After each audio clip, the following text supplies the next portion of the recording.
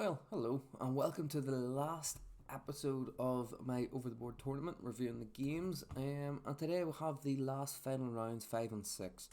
One of them I played the Kai, and one of them played the Caro, and we're going to see how it turned out. Now, excuse me, the Kai was played against a relatively strong opponent.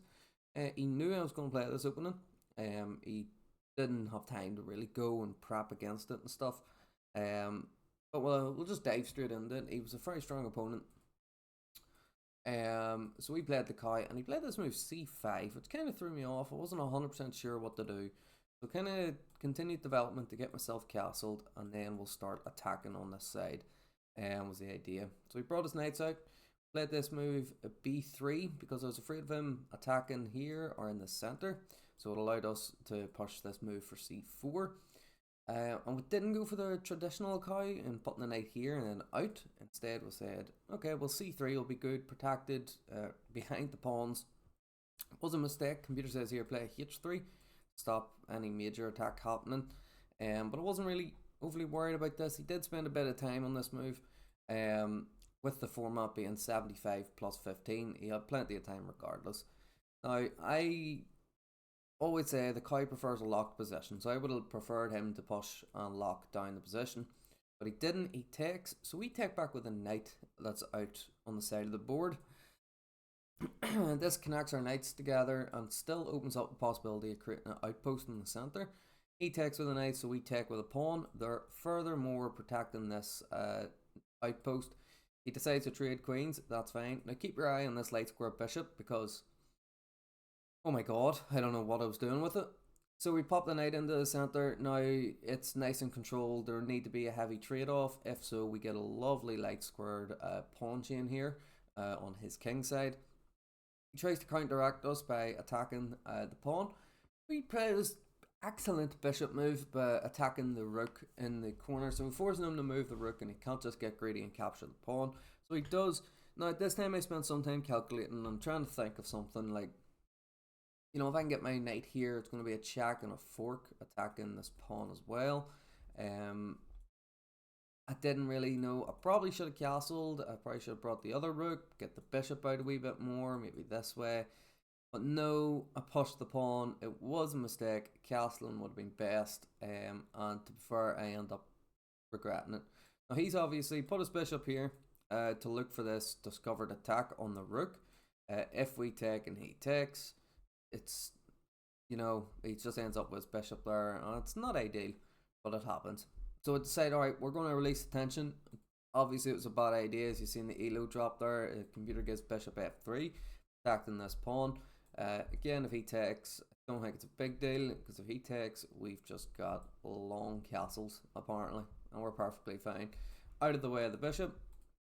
He would play f takes, we would go bishop takes. Bishop what? Oh, bishop takes here, and c takes. Apparently we take with a pawn in this position. Very strange. That's not what happens. I don't castle. I throw the knight in the center. He trades. I bring the bishop out, and he sacrifices his rook. Then he gets mine. Now, in this point, I have two pawns to choose from. But I'm like, well, we're going to play an in-between move, and we're going to capture the pawn there first, okay? So it's not bad. It's very, very close to even. Now it basically is even. 0.1 for black. Very little there. Now, here I spent some time, okay, which pawn should I go after? Well, if I go after this pawn, you know, it's a free pawn. When we become attacked, his bishop is going to get here on this nice outpost. Be quite hard to get rid of. So I wasn't keen on that. So I was like, well, you know, if we take this pawn, you know, he doesn't get that outpost. But you see, that was a huge mistake because he missed it. But bishop c3 check first. King f2, then he brings the rook over. But he doesn't. He brings the rook over first. Oh, not wait. Wait, what? Yeah, he brings the rook over first. He then moves the king up, and then he attacks our bishop. Here, I thought the best idea would be going back. Obviously looking at it now, you know, it's not a terrible idea. We don't really have much squares to go to, so we don't. Excuse me. Yes, she should have played bishop e2. Okay, right, just sacrifice our bishop. What have he just took? Rook. Oh, well, then we take his bishop. Right, okay. Didn't see that. Don't know why. Tried to save the bishop. He then gives us a check, and he creates this mate net, cutting off our only escape square of taking the pawn. Say he went here, we just take, and then our king is safe. Again, same here, just take. So you've seen that. He protects his pawn.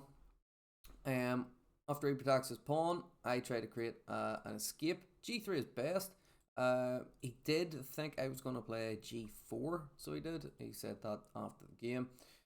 We fall back, he gets a discovered attack, winning the other rook in the corner. I get a bit tilted and I take this pawn. I probably should have taken this bishop, but after this it's just checkmate. I did end up resigning. I was like, I'm not going to drag this out any longer. There's nothing I can do. That was a tough loss. It was a tough loss, but he was a very, very strong opponent. Now, this game was just smooth sailing. And my cat's on crack. But this one is just smooth sailing. Get a carrow, get a nice advanced carrow.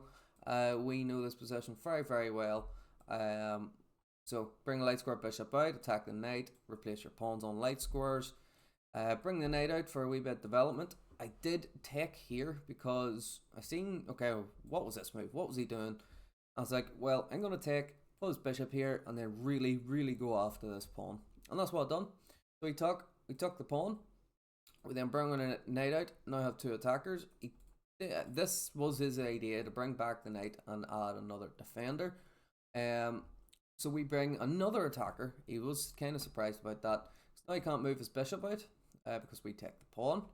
And you know, we can start bringing another bishop into the game after that to attack the pawn. So he blunders. Now, this is a blunder because knight takes, queen takes, queen. There we go. That's why the computer says it's a blunder. Okay? And what did we do? We done exactly that, and we ended up with a nice, lovely position. And this was kind of a pointless move. It's not really doing anything apart from getting itself out of the way of being attacked. We just bring back the knight to attack this pawn. He's defending with his bishop. And then we find a lovely idea. Okay, he's like, alright, well, I'm going to push my other pawn, defend it. Castle, that's fine. Alright, he's coming straight in at us. Well, what about if we go here? Now that he's pushed this f pawn, we get a tempo with a check. After this, we trade the bishops. Force a trade of the bishops. He has to take. If he doesn't, we take him. We're attacking the rook. He has to take. So he does. We take back with a knight. Now if he takes the f pawn, we can come back with the knight. Apparently that's an overlook and we should have taken with the pawn. I didn't really like that, but I guess it's not a big problem. Excuse me. It's not a huge problem. But I prefer taking with the knight, okay? And now we both have two centre pawns. His is obviously a lot more closer to us. But we both have 5 pawns each. No. I'm up a pawn, sorry. So he has 5 f6. I think this great move. So here I was like, alright, well, I went out, I stepped out for a bit. I did a couple of times because I felt really comfortable in this game. And I looked at it and I was like, well, hold on, he's going to win this. I can't double my rooks in time. I'm not fast enough. I go here. Oh, you know, that defends it. But what if he just kicks me out? There's nothing really there. And I came back and I looked at the board and I was like, oh yeah, knights can go backwards. So we do. We actually get a great move for backwards knight move. He attacks our knight, we defend it, he adds another attacker to the pawn. And here I was like, alright, I'll go push. Oh, excuse me. If he takes, we're just going to take back. Very simple. If he pushes, well, we can just slide over and then we have the opportunity to double our rooks. So that's what we'll do. Slide over, he gets greedy and he takes.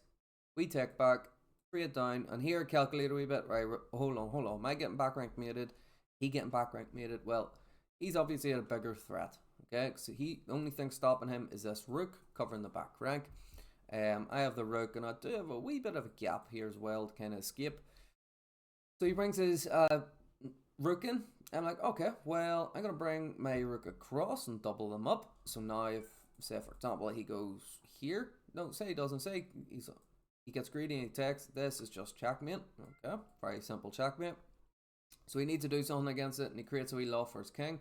This allows us to trade off his most advanced rook. He finds a great move in bringing down his rook and keeping it on the back rank. I'm like, oh, well, I'll just take that. Absolutely no problem at all. Why? Because I'm up a pawn. Now we give this check. Apparently, rook going here to b8 is the better idea. Was like, well, I want to get my rook up in behind the game. And here he made a big kind of mistake. I was not expecting him to do this. He took the pawn, right? Peter says a4 is the best move, and it is. That's the move I thought he was going to play, because this allows us to take the a pawn. He now can't take our a pawn, and he needs to do something with his king. He does, and we just start pushing our pawn, force the trade. We get it with check. Pushes, and I'm like, oh my god, hold on, am I getting checkmated here? I'm very, very close to getting checkmated. I can't go anywhere. Oh, well, I can't even go there anyway. So, you know, I'm cut off. If he gets here, or like, if he just gets in, covers. Oh my god. Excuse me, I do apologize, not long awake. If he does cover, and then he comes down and gives us a check, let's just checkmate. So we give him a check. Instead of going to f4, goes to e6. Nasty, nasty, nasty. Why? Because now we give him a check, and he's completely cut off from getting anywhere near our king. Moves over. We pawn push, get our king to a bit of safety. I look, and I'm like, well, I'm going to trade off here. Why? Because I'm getting to the pawns first.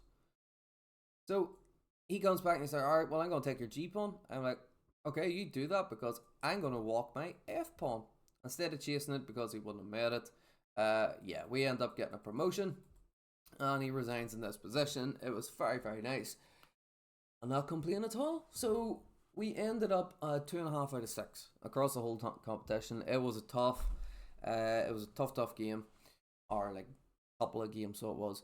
And yeah, we haven't got our rating yet. The whole event was lately submitted, but even then, I still think we need one more FIDE rated game to get a rating. But I think we're on track to get around 1600 FIDE, which is actually quite a good starting point.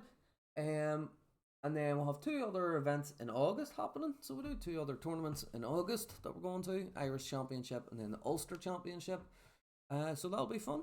And we'll just see how we get on there. Hopefully we get the games and stuff that we need. Oh, that's not right. Hopefully we get the games and stuff that we need to get our rating. And that's just the main goal at the minute. Really is. Anyway guys, thank you for watching. I hope you have enjoyed this wee kind of compilation. I do apologise, but the effort kind of went into this one. I'm quite not tired. I've literally just woke up. That's why my voice sounds like this, and I'm yawning a bit. But yeah, do go to the channel, check out a few other things. I have been playing Axe Defend, the shooting game, a wee bit more recently. That's what I've always done when I was younger. You know, shooting games and stuff has always been my thing. So if you like that type of content, like to see me rage, because the game can be ridiculously infuriating. It's crazy, even almost more so than chess. But anyway, guys, thank you so much. Have a good